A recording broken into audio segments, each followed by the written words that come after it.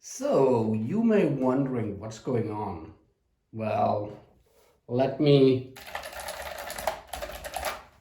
explain. So I have been dreading, well, that's a strong word, but putting aside for a good amount of months, like almost half a year, to talk about Olivetti keyboards. Everybody's talking about the IBM keyboard and how amazing the first keyboard were from the PC and the XT and the AT. But Olivetti actually also made awesome keyboards. This is the keyboard 1. And as you can hear, it has the nice clicking sound that you also have from the IBM keyboard. This one is the first keyboard that I owned, and this was together with my Olivetti M24. This one is clean, but all the other ones that you can see over here, they are not. So I decided to make a kitchen table vintage keyboard series about the Olivettis and cleaning them up. I will go through all of them, but let me start by taking all the keyboards on the table so you can see how many we actually have. So this one is the keyboard 1, as you can see.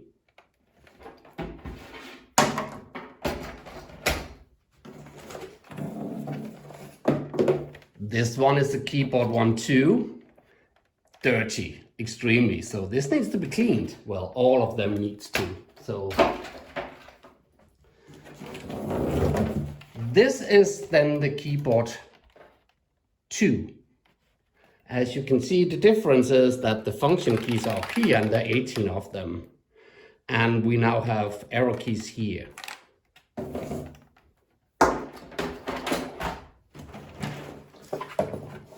Here's another one, also keyboard 2. It's actually the first series. The other one in the back has high keys. This one, the function keys, they are low, but it's still a keyboard 2. Missing a key.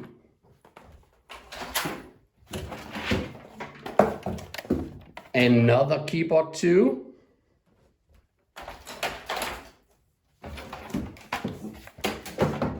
Another keyboard 2.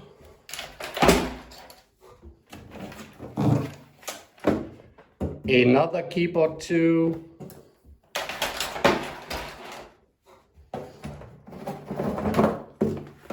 And this is not a keyboard 2. This is a 28. I need to go closer. 2886, sorry. And the cable is in the way.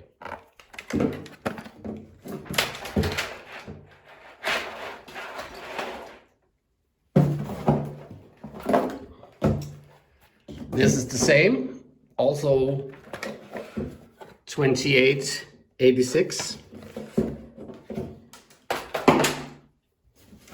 And that was just the first box.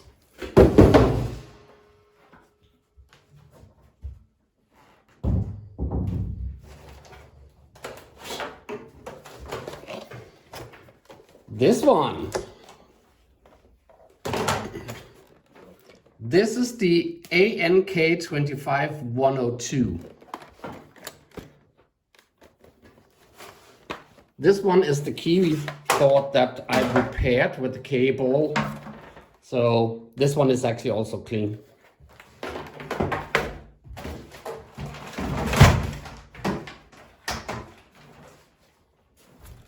This one is the same keyboard. ANK 25102. This is sadly missing the cable. And then we just come to the regularly Olivetti keyboard with the PS2. So this one, that's the ANK 27102N.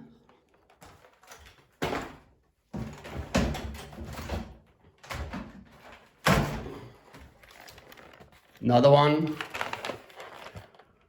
ANK 27102N.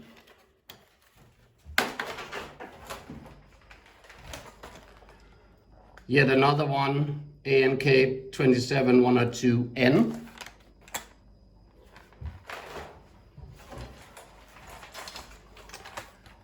Sorry, we are starting here. Another one. This is ANK 27102, so without the N. So we need to figure out what's the difference between these two.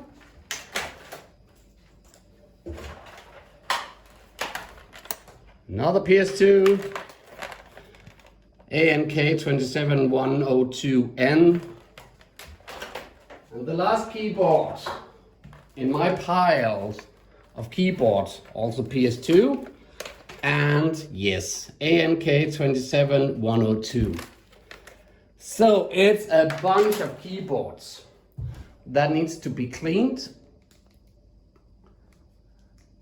And let's start with the keyboard 1.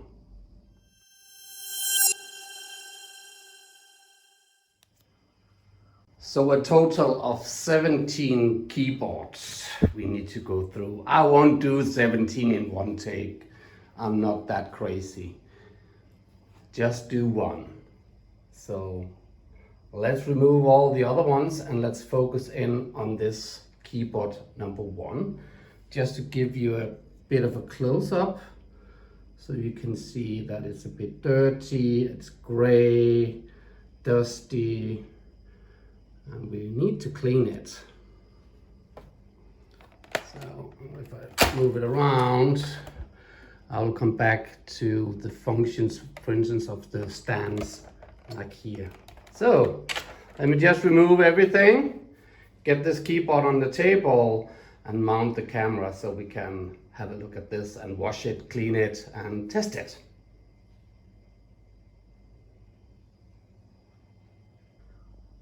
So here it is on the table.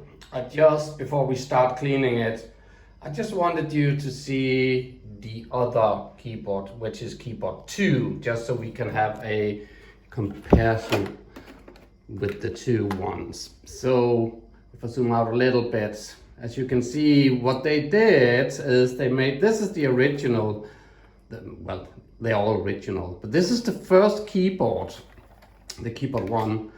And this is like an old IBM keyboard.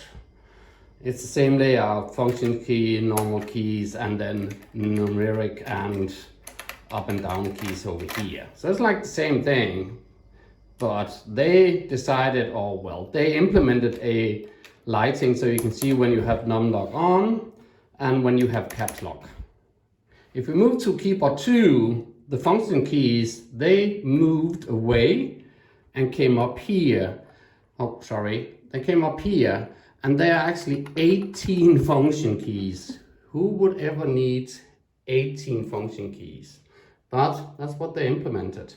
And then they made this area, so they changed all of this into this, which later became a normal keyboard. So you have the functions, sorry, not functions keys, you have the arrow keys down here, numeric up here, and plus and minus and enter and other stuff. They are not page up and page down, which you will see later on the PS2 keyboards, because that standard, the AT standard, wasn't out at that moment. This is Olivetti's M24 keyboard. You could obviously hook them up with the DIN 9. Sorry, there it is. Can you see it? There you go. I will come back to the specification of this DIN 9 plug. But they came up with the Olivetti M24, and they also could connect via the DIM switch. No, sorry, not DIM switch. The DIN 9 cable. They could be hooked up to the Olivetti M28 and the Olivetti 24SP, the Olivetti M240, that all had this connection where you have the 1, 2, 3, 4, 5 in the top. So that's kind of like the difference between the keyboard 2 and the keyboard one that we now are gonna tear apart and clean and see if we can make it pretty again. So let's see how we get into one of these.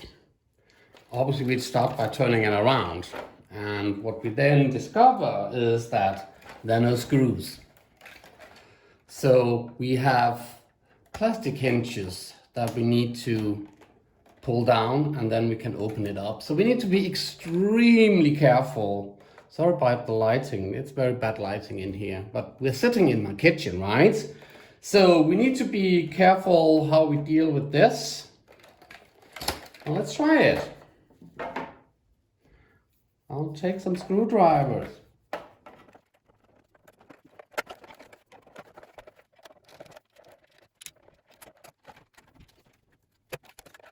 There we have it. Keyboard. So the next task will be to get the keyboard keys off the keyboard. Yeah.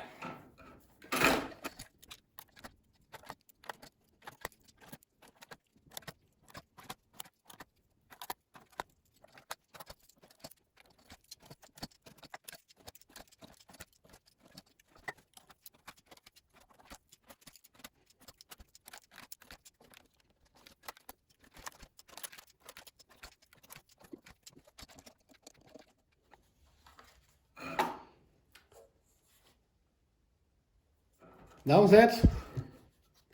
I still have these two keys over here and a friend down there, but it's not all crazy dusty. There are a little bit going on over here, but I'm not sure how to get these off, if I even can or if I even should. But if we look at it, when I tilt it, if you look down there maybe, you should be able to see that it moves all of this. So in order to get these off, I probably need a screwdriver. Let me take the bug away. I probably need to have a screwdriver and push in on this one. Let me try that.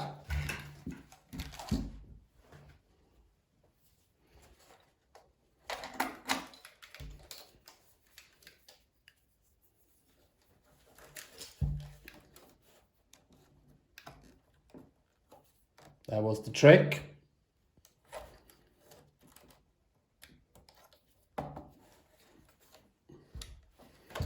That was it. Let's get all the keys in a nice bath and let's get them clean. So let's put this away and let's make the bath. I just used regular dishwasher, and then I put a little bit of this cream thing, not much, just a tiny bit, and I put it usually in this bowl. This is where you drink beer when you go to a concert. You get one beer, right? I think it's like, what is it? 1.5 liter? 2 maybe? Crazy. Okay, so the keys go in. And I'll just let them soak. Just to clean or rinse off some of all the crap. I need a little bit more water, I can see, but I'll do that later on. I just want to show you, obviously the spring that came from the space bar, I'm not putting that in, but keep it safe. This can do this, and I can then close it, and then I can shake it a little bit. So let me put a little bit more water in it, so the space bar is covered in it, and then I'll put this aside, and we'll have a look at the stands on the keyboard and see what this mechanism is all about. I love the sound. Just listen.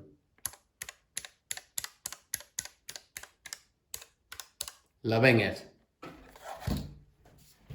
So the keycaps and the casing is now soaking in our water, so that's nice. Got this from Christmas from my nieces. Tybo. Funny, right? Well, in goes this one, and I sadly found this floating around. I didn't notice if it was broken off before or when I pulled out the keys. but it comes from here. So I'll put this aside also. So let's look at the domes and see how we get these off. It seems that it should be fairly easy, right? Because it's kind of like the same thing I did over here getting these off. I just probably need, let me do it down here. I probably just need to pull or push in on this one. And yes, and then it goes off. So this is a rubber dome with a nice connection down there. So, sorry, I hope this is in focus. So it's a nice, good old rubber dome. And the red part can also, yeah, of course. So if I open this up, oh man, let me put it on the table. So I should be able to pull this a little bit to the side. I won't do it with the rest of the keys, just because, again, this is almost 40 years old and plastic of that age is very fragile. So let me find the small screwdriver. And let's just, is it out? It is on one side. And let's get it out on the other side. Okay. I hope it was in focus. So this plunge goes off. In with a small spring. And then the stem that pushes down on the rubber dome down here. I'm not taking the rubber dome off, but obviously they can also be pulled off here. Just blown away some dust. So if it doesn't have any good connection, you either, well, obviously on the keyboard you have to put some IPA down there to clean it off. But then it's probably due to the fact that the rubber dome down here is not doing a good connection. What I usually do is, again, a little bit of IPA to see if there's any dirt on it. And if that doesn't work, I scratch it a tiny bit, which then usually makes the connection. So let me pull back the spring so I don't lose that one. And let's put in, I went this way. So there we go. One dome, the rubber dome. I love it. I love the clicking. Where are we? There we are.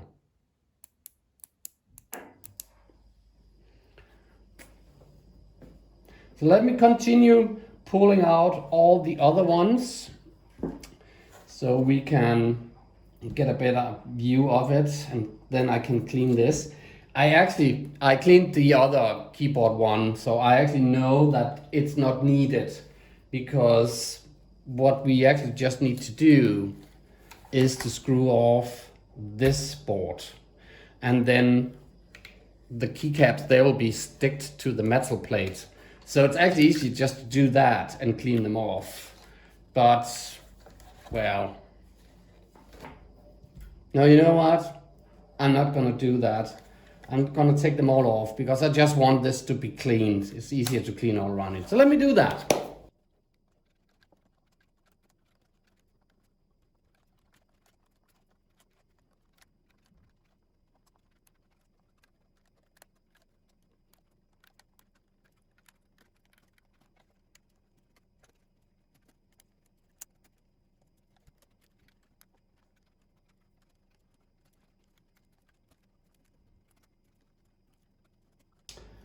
So the last two ones, I am not sure if you have seen my trick. I usually, well, I use the trigger and then I push in on this one.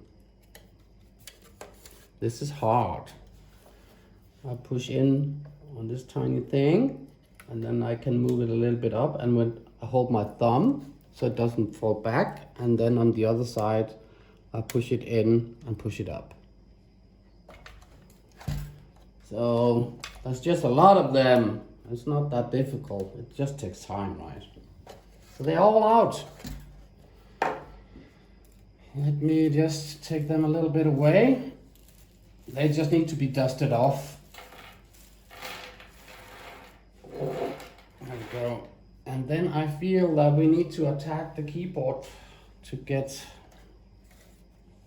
this one off. And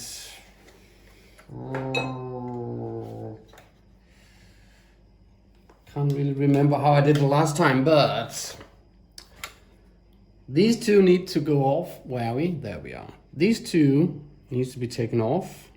These two need to be taken off. And then if I look at all the screws, so these black screws here, probably all of them, let's see. Yeah, so they come up on the other side of the keyboard. So they need to be screwed out, and then that should be lifted off. Let me do that.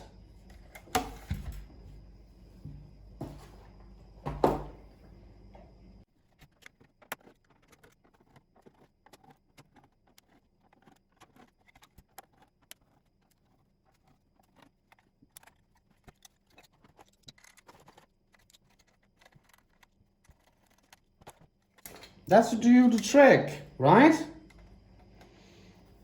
But it does not seem so. Wow, I need to be careful. Something is falling out. These. And I hear some more rattling inside. I'm not sure. But why is it not coming off? Oh, wow, look at all these pieces floating around in there. But why is it not coming off? We are missing one screw somewhere.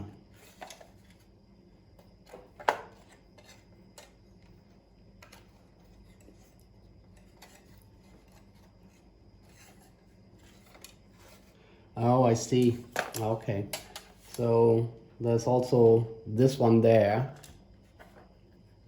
That is held up with this one. And there's one over there. Yeah.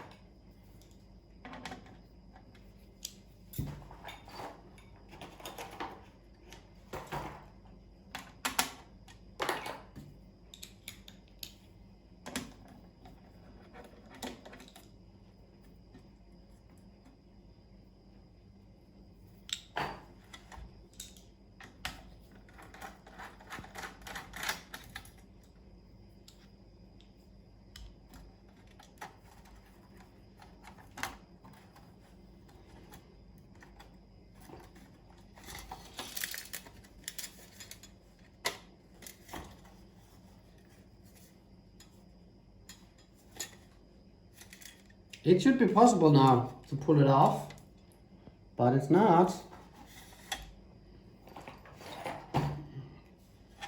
Let's just see all those white ones coming out of here. All these.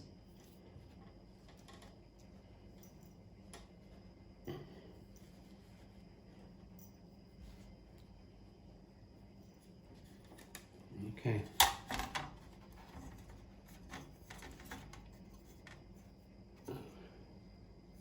So this plate is coming off now.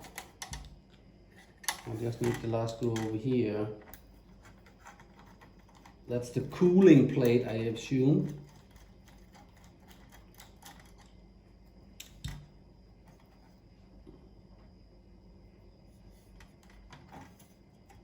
Yep.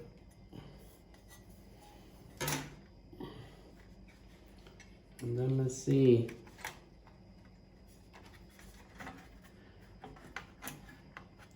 should just be possible for us to move it up. Let it go. And there we have it.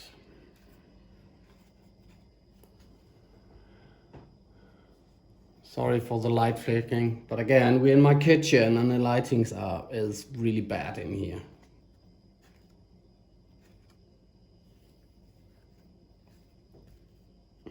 So there's some sort of serial number 491532C, and it's, I don't know, maybe it's January the 12th, 85.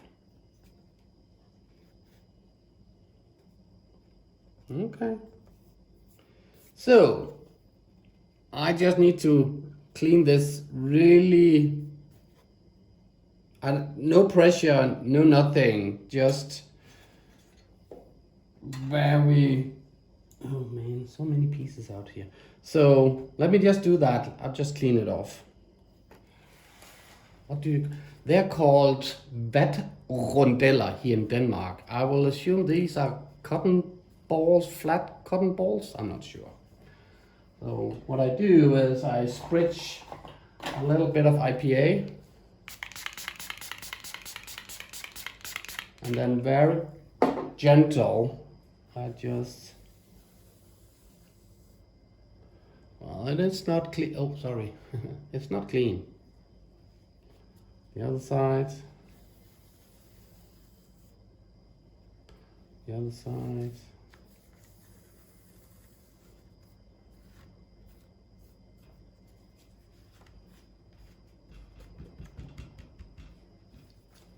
So, and that's all I'm doing. Very gentle. Nothing else.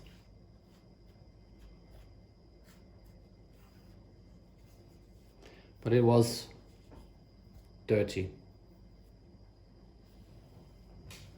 Cool. Let me go back to the keycaps and let me clean all the keys so we can assemble it back again.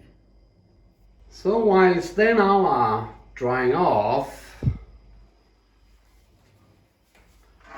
and they are also dry and washed, both of them, I made a discovery of where these belong. So you remember we had, 15 screws that we screwed out, and they actually paired up with these. And if I take one and I'll show you the keyboard where you see all the screws are going in, there's one, there's one. This one, goes in like this. And all over the place. And when I then take the keyboard, turn it around, and then eventually screw the screws in, they will prevent, when you're screwing, that you're not doing it too hard onto the actual, whatever what that is called. So that's where they belong. So I'll just have to put all these back where they need to be placed. And then I'll screw this back on here, and then we should have a keyboard almost ready to completely assemble. So the keyboard is almost assembled. Well, I put in the keys now that it's all cleaned, and we only have one key left, this one up there, and the reason was because the stamp was broken. So let me just find the pieces. So I have 4 pieces, and I glued the part that was broken off. So let's just assemble this one. So spring goes in there, and then we need this piece to be built in like this, and a tiny push. Seems to be working. And let's put it in. So that's gonna be here. And the key should be this way.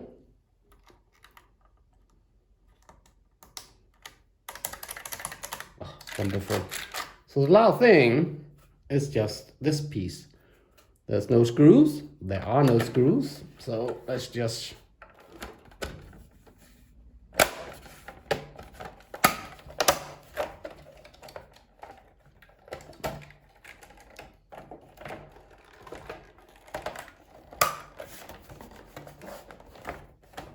that should do the trick. And now that we are on the back, let's just go over a few items. One of them, sorry, this is not all in. There we go. It's the stand. So the stand is just that you push it to the side and then you can turn it around. So you push this in and then it's flexible. Same goes obviously for the other side. Another feature of the keyboards, the keyboard 1 and 2 from Olivetti, is that this actually comes with a mouse connection. And that's why you have this up here. So you could have a DIN9 mouse connected directly to the keyboard. And with a software installed on the actual computer that also came with Olivetti, you would then be able to drive the mouse as were it the arrow up, down, left and right. So that was kind of like a neat feature. And because there is lightings on the keyboard, this goes for keyboard 1 and 2, that actually means that the cable is providing voltage to the keyboard and it has to be bidirectional. So it actually can send, the computer can send that the lighting needs to be turned on and off. So you have a visual of that feature within the keyboard. But I think the only thing we need now, let's kind of like hook it up to the computer, which is over there, up there. So I'll move this closer to us, connect the keyboard, and then we'll have to test the actual keyboard. Before that, I just need to push in this bracket that actually covers this area. So when it's not used, you can actually have it covered up here. So let me do those things and then we will turn the computer on. So give me a second. So I just turned on the computer and I hope you can see that the keyboard lights are flickering, which means that it's actually working. If they were solid on, something is wrong. Once it's through the testing of the keyboard controller within the computer, the blinking stops. So at this point, it seems to be okay. So let's try to go into Checkit. Within Checkit, that program actually has a program or area of the program where you can check a keyboard. So let's go in, CD utils, I think, if I can write it. It seems to be working. It's so nice to touch the keyboard. You may have a little bit of problems looking at the screen from time to time because the camera cannot synchronize to the actual screen here, so, but that's fine, I hope. So if I go on test, do input devices, there's a keyboard, and this is a keyboard with 83 keys, which is a PC keyboard and not an AT keyboard. So let's try that. And it's just saying that I need to press each of the keys. So I will start over here, functions keys. That seems to be working, and I'll go through all of them.